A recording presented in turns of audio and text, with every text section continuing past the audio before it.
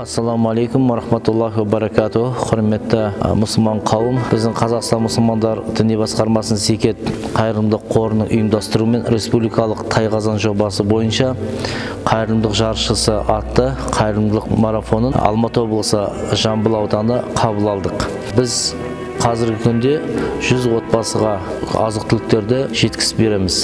Алла Тағала баршамызға жақсылық берсін дейміз. Ассаламу алейкум ва рахматуллахи ва баракатух.